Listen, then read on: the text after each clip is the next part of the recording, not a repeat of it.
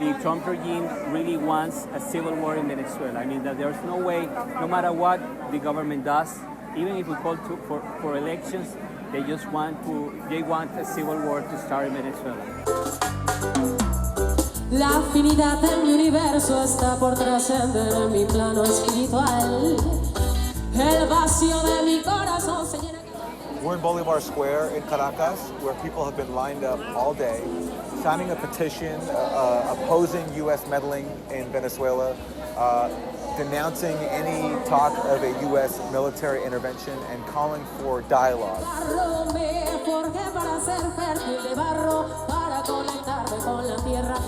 Hi there. Hi. So just your name and what you do. Okay, hello, my name is Julio Jimenez. I'm an English teacher in Caracas, Venezuela. Why are you here today? I'm going to sign for the hands of Venezuela. We want the United States people to know that we're their friends. We love the American culture, but we're against the oligarchy that right now is in charge of ruling the United States. It's a terrible oligarchy that wants to destroy countries for their natural resources, and that's why we're signing today. The message that is often transmitted in the U.S. media is that the people would welcome U.S. intervention, and that the government here has lost support, and that people want to change. What's your response to that? Well, all you have to do is look at the long lines. These people have been lining here for days. We've been lining here for several days, and as you can see, first of all, there's an ambience of peace. I don't think anybody in their right mind can want an intervention in the country. You know, just look at what has happened in Libya, look what has happened in other places, and it has simply destroyed their livelihood, right? What has been the impact of the U.S. sanctions? Terrible.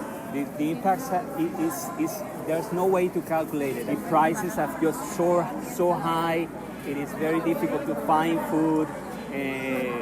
The economic situation is terrible for everybody. You know, we have lost quality of life, and it's incredible. You know, these services have been, sometimes these services for water are interrupted. The service for electricity, things like, you know, finding spare parts for a lift, an elevator is very hard to do sometimes. So, you know, so the impact is you cannot value it. You cannot see how far it has gone, right?